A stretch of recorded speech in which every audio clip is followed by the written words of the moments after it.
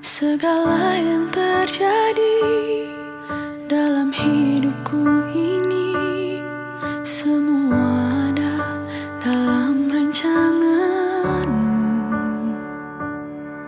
Lewati hari-hari, ku tahu tak sendiri. Ada Kau Tuhan yang selalu sertaku. Ku percaya,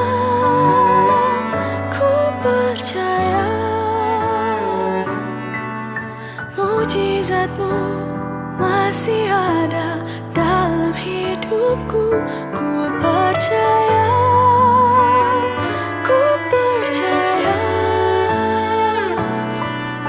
tiada yang mustahil bagimu.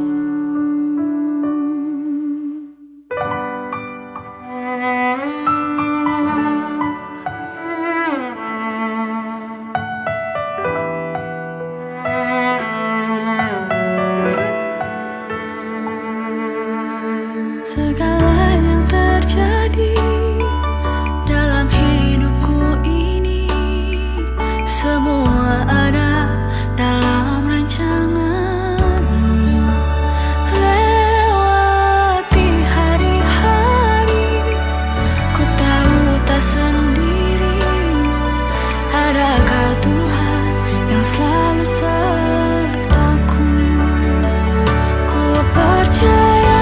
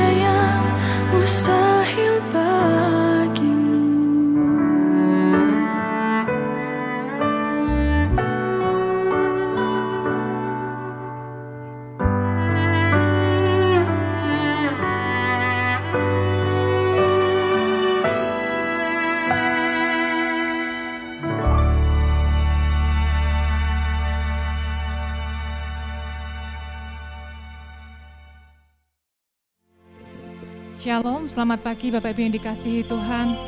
Hari pertama di bulan Agustus kita masih dapat beribadah sekalipun di rumah saja, tapi tidak mengurangi hadirat Tuhan dan ucapan syukur kita kepada Tuhan.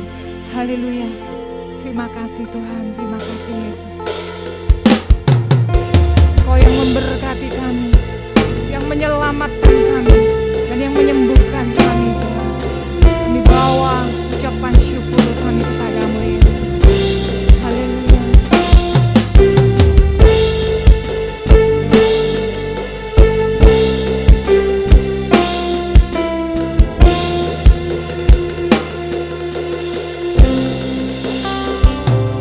Kau Tuhan yang selamatkanku, terima kasih Yesus. Kau Tuhan yang pulihkanku, terima kasih.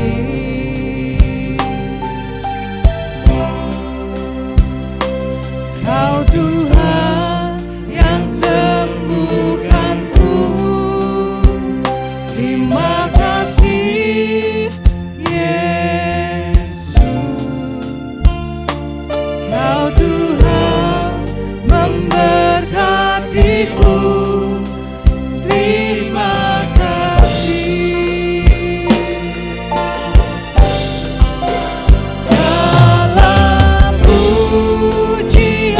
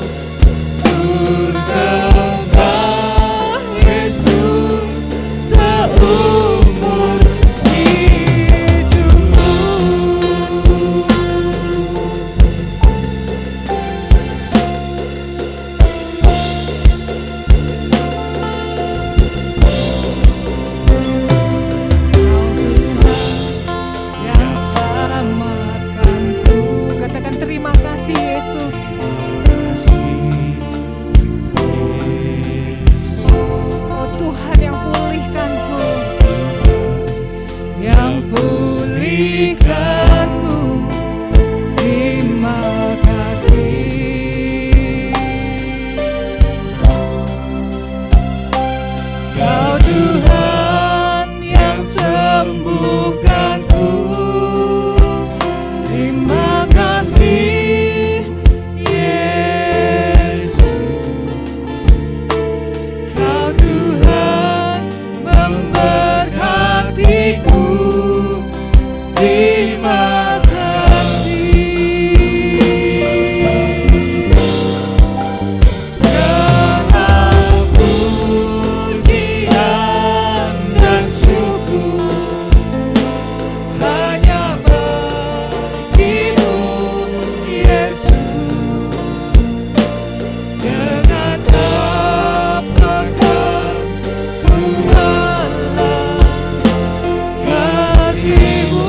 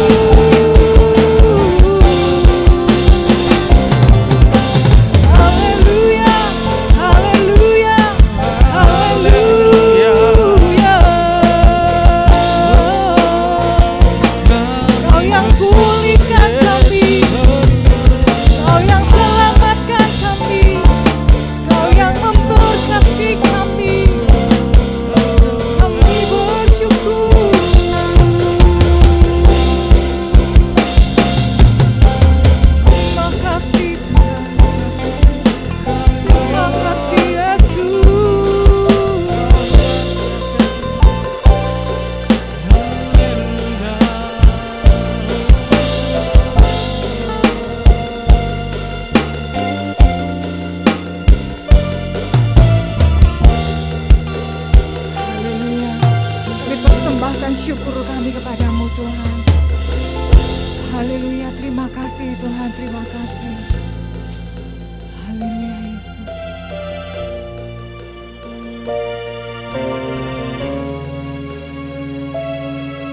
Segenap hati katakan,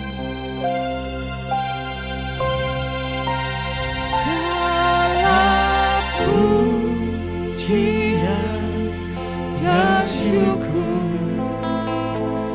hanya bagimu Yesus.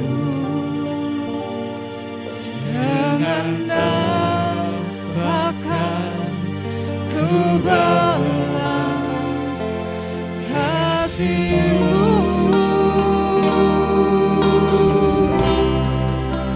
Segala hormat kemuliaan hanya layak bagimu.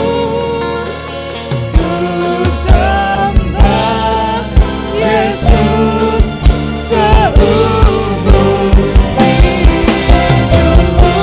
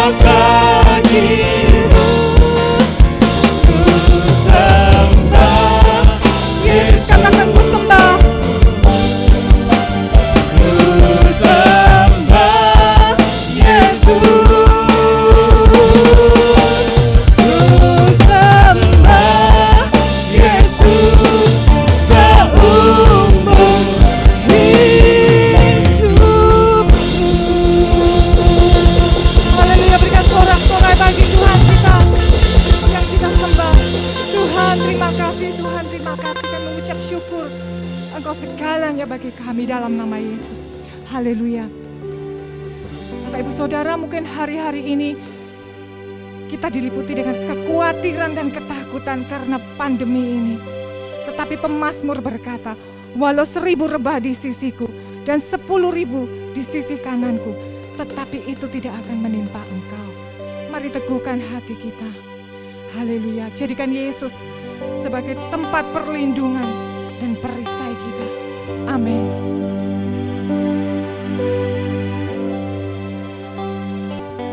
Walau 1000 rebah di sisiku, Kau tetaplah Allah penolongku. Walau 10.000 rebah di kananku, takkan ku goyah, Kau Yesus sertaku. Mari naikkan pujian ini sekaligus sebagai doa kita di hadapan Tuhan. Haleluya.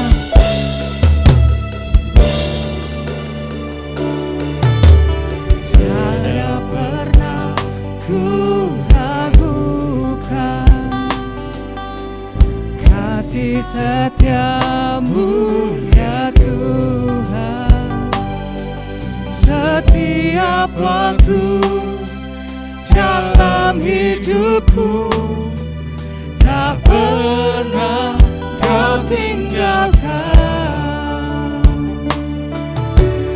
Meski langit tampak suram, awan gelap pun menghadang, hadapi badai, lewati gelombang, tak pernah Kau tinggalkan diriku.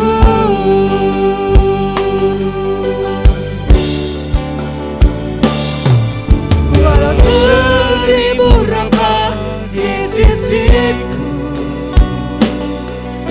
Kau tetaplah Allah penolongku.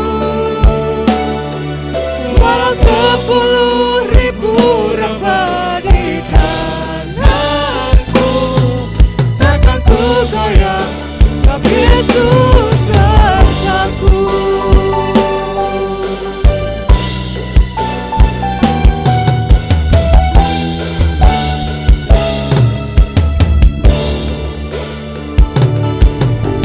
Tiada pernah ku ragukan kasih setiamu ya Tuhan. Setiap waktu dalam hidupku, tak pernah Kau tinggalkan. Meski langit tampak suram, awan gelap pun menghadang, hadapi badai, lewati gelombang, tak pernah Kau tinggalkan diriku. Mari dengan iman katakan, Walau 1000 rebah di sisiku, Kau tetaplah Allah penolongku. Walau 10.000 rebah di kananku, takkan ku goyah, Yesus sertaku. Walau 1000 rebah di sisiku, Kau tetaplah Allah penolongku. Walau 10.000 rebah di kananku,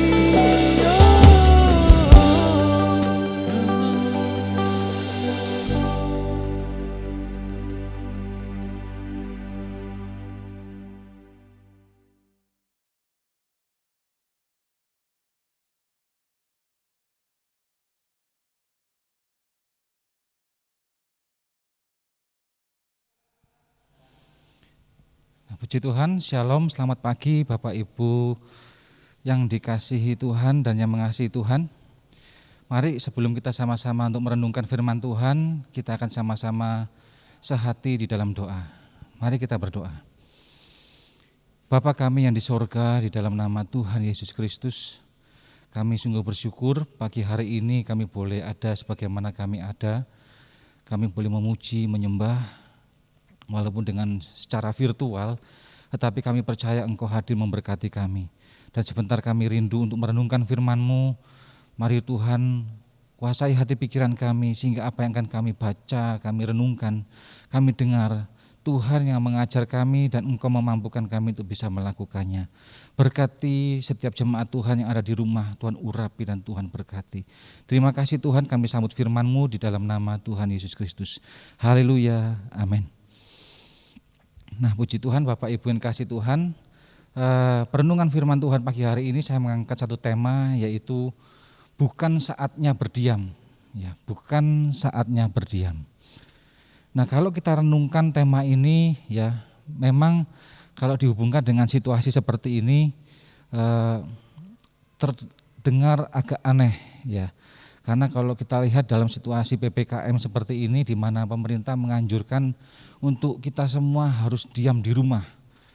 Tetapi justru tema ini malah mengajak kita untuk bukan saatnya berdiam, mulai bergerak. Nah, apa arti dari tema ini? Apa maksudnya? Nah, maksudnya seperti ini. Nah, saudara, kalau kita hidup di masa-masa akhir, ya, di zaman di mana Tuhan akan datang segera, dan itu ditandai dengan begitu banyak sekali peristiwa-peristiwa, baik itu bencana alam, kecelakaan, dan itu semua sudah tergenapi. Dan saat ini kita bersama-sama sedang menghadapi pandemi yang disertai dengan banyak krisis-krisis. Ya, kalau kita bisa ada sebagaimana kita ada saat ini, kita bisa masih sehat, masih kuat, masih bisa beraktivitas, maka ini bukan saatnya untuk kita berdiam diri. Ini saatnya untuk kita mulai melakukan sesuatu apa yang menjadi kehendak Tuhan. Ini saatnya untuk kita mulai berjalan untuk menggenapi rencana Tuhan dalam kehidupan kita. Nah, ini maksudnya. Ya, nah apa penjelasan lebih detailnya? Nah, seperti ini. Nah, berangkat dari kisah dari tokoh Alkitab yang bernama Esther. Ya. Nah, saudara, pasti saya percaya Bapak Ibu semua tahu kisah ini. Ya. Nah, saya hanya mengkisahkan secara cepat. Jadi Esther ini dipilih untuk menjadi ratu dari bangsa Persia. Ya. Nah, pemilihan dia untuk menjadi ratu ini merupakan bukan satu kebetulan, ya, tetapi merupakan satu rencana Tuhan. Ya. Jadi dia dipilih menjadi ratu bukan satu kebetulan, tetapi merupakan rencana Tuhan. Ya. Karena untuk bisa menjadi ratu itu satu hal yang mustahil. Ya, coba dibayangkan kalau Esther ini adalah seorang Yahudi, seorang gadis Yahudi yang bukan dari bangsawan, bukan dari keturunan raja, ya. Dan dia adalah seorang budak, dikatakan budak karena dia adalah tawanan Persia. Dan Raja Ahasveros itu adalah raja Persia yang hampir menguasai seluruh dunia. Ya, jadi dia adalah penguasa dunia. Kalau dia menikah dengan seorang gadis budak yang adalah jajahannya, maka itu akan menjadi satu celaan, satu hinaan, ya, bagi raja ini. Ya. Jadi itu merupakan satu hal yang mustahil. Ya. Mungkin kalau jadi gundik masih bisa dipikirkan, ya masih bisa, walaupun itu masih agak mustahil. Tapi ini menjadi ratu yang jabatannya begitu tinggi. Jadi satu hal yang sebenarnya mustahil. Ya, jadi secara hitam di atas putih, satu hal yang tidak masuk di akal. Nah, tetapi apa yang dipandang manusia mustahil, tetapi bagi Tuhan tidak ada yang mustahil. Tidak ada yang tidak mungkin, semuanya mungkin bagi Tuhan dan semuanya bisa terjadi. Amin. Ya, nah itulah Allah kita. Dan Allah kita adalah Allah yang Maha Tahu. Dia mengetahui segala sesuatu sebelum itu terjadi. Ya, dia tahu semuanya. Bahwa nanti di kemudian hari akan ada rencana jahat dari Perdana Menteri Persia yang bernama Haman ini. Dia akan memusnahkan seluruh bangsa orang-orang Yahudi yang ada di Persia ini. Nah, sebelum itu terjadi, maka Tuhan merencanakan karya keselamatannya, ya, yaitu dengan apa? Menempatkan Ester ada di dalam kerajaan Persia, ya, supaya bisa menyelamatkan bangsa Israel. Ya. Nah, saudara, tidak ada yang tahu rencana ini. Ester juga tidak tahu, Raja Persia juga tidak tahu, bahkan Haman juga tidak tahu. Tapi nanti setelah rencana jahat dari Haman ini terbongkar, ya, terungkap, barulah Ester baru tahu bahwa ternyata keberadaannya di dalam kerajaan Persia itu adalah rencana Tuhan. Ya. Tuhan mengaturnya supaya ya Ester bisa menyelamatkan bangsa Yahudi. Ya. Jadi Ester akan menggenapi rencana Tuhan. Dan dia berhasil menggenapi itu karena Tuhan menyertai Ester. Nah, jadi Bapak Ibu yang kasih Tuhan, bahwa kita hidup dalam rencana Tuhan. Ya. Dan kita harus menggenapi rencana Tuhan itu. Ya. Nah, kalau kita saat ini ditempatkan, kita ada di Kota Malang, kita ada di keluarga kita ada di pekerjaan kita, atau kita ada di dalam gereja ini sekalipun, ya, itu ada rencana Tuhan bagi hidup kita untuk kita harus lakukan. Ya, ada rencana Tuhan untuk kita harus masing-masing lakukan di tempat di mana Tuhan menetapkan kita. Ya. Ada rencana Tuhan bagi kita semua untuk kita harus lakukan. Ya. Nah, saudara, apalagi kalau kita ini sedang dihadapkan dengan pandemi, ya, dengan krisis-krisis yang terjadi, ya, maka itu saatnya untuk kita harus hidup dalam rencana Tuhan, tidak berdiam diri. Yang artinya apa? Yang artinya adalah kita harus semakin setia, semakin erat melekat kepada Tuhan. Ya, kita harus mengiring Tuhan dengan setia. Ya. Nah, saudara, Ester ini pada awalnya dia tidak mengerti akan rencana Tuhan. Dia tidak tahu, ya, untuk apa dia ditaruh dalam kerajaan Persia. Dia tidak mengerti sampai akhirnya pamannya yang bernama Mordekai, ya, yang juga adalah ayah angkatnya, memberitahukan dia. Barulah dia mengerti ternyata bahwa dia ada di dalam kerajaan Persia sebagai ratu. Dia menikmati fasilitas, dia menikmati kemuliaan itu, ya, bukan untuk menyenangkan dirinya sendiri, tetapi untuk menggenapi rencana Tuhan, yaitu menyelamatkan bangsa Israel dari kemusnahan, ya, untuk menggenapi rencana Tuhan. Dan itu berhasil dia lakukan oleh karena Tuhan yang menyertai Ester. Ya. Nah, jadi Bapak Ibu kasih Tuhan, pertanyaannya apa yang terjadi kalau seandainya ada orang Kristen yang dia tidak mau mengerti dan tidak mau menggenapi rencana Tuhan? Apa yang terjadi kalau Ester ini sebenarnya tidak mau menggenapi rencana Tuhan? Nah, apa yang terjadi? Nah, kalau kita melihat dalam Ester pasal yang keempat, ayat yang ke-12 sampai 14. Ya, Ester pasal 4 ayat 12 sampai 14. Begini firman Tuhan, ketika disampaikan orang perkataan Ester itu kepada Mordekai, maka Mordekai menyuruh menyampaikan jawaban ini kepada Ester. Jangan kira karena engkau di dalam istana raja, hanya engkau yang akan terluput dari antara semua orang Yahudi. Sebab sekalipun engkau pada saat ini berdiam diri saja, bagi orang Yahudi akan timbul juga pertolongan dan kelepasan dari pihak lain. Dan engkau dengan kaum keluargamu akan binasa. Siapa tahu mungkin justru untuk saat yang seperti ini engkau beroleh kedudukan sebagai ratu. Jadi Bapak Ibu yang kasih Tuhan, apa yang terjadi kalau Ester ini tidak mau menggenapi rencana Tuhan? Ya, maka rencana jahat dari si Mordekai ini akan dilancarkan. Ya, dia akan membasmi semua bangsa Yahudi di Persia, dan itu termasuk dengan Ester.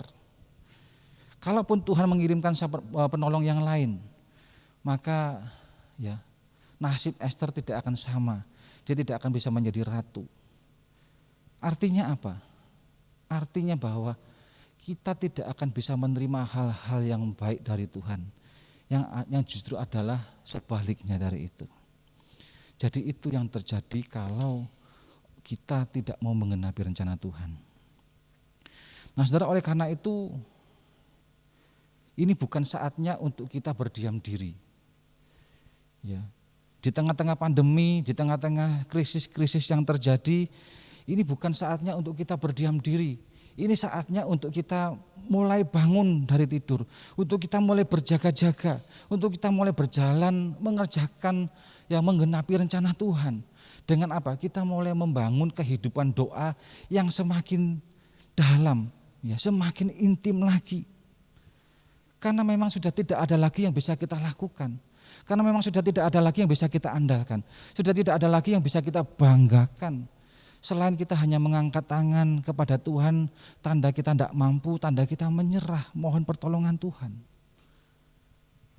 Ya. Pandemi yang sedang berlangsung ini bisa menjangkit kepada semua orang di seluruh dunia ini, tidak pandang bulu. Baik yang tua muda, yang kaya miskin, ya, yang pandai maupun tidak pandai, semuanya bisa terdampak. Ya, oleh karena itu kita harus bangun kehidupan doa kita yang semakin dalam dan semakin intim dengan Tuhan. Saudara, memang diakui bahwa sebagai orang beriman, ya, kita selalu hidup dalam doa. Saya percaya Bapak Ibu juga selalu berdoa. Tetapi tidak dipungkiri bahwa doa yang dinaikkan dari situasi dan kondisi yang seperti ini, ya, di tengah-tengah krisis, di tengah-tengah keadaan di bawah, itu hasilnya berbeda. Ya, contoh pemikirannya seperti ini. Kalau seandainya hanya tinggal barang ini saja yang ada, ya, maka kita akan bisa lebih menghargai barang yang satu ini.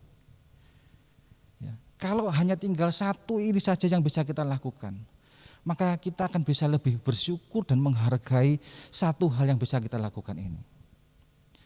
Nah demikian juga dengan doa. Ya. Doa yang tulus, doa yang benar-benar jujur, yang diterima di hadapan Tuhan dan yang berdampak bagi kehidupan kita adalah doa yang dinaikkan dalam situasi dan kondisi yang seperti ini. Dalam krisis tempat yang bawah. Ya, di mana kita tersungkur, yang artinya kita sudah tidak mampu lagi, kita menyerah kepada Tuhan.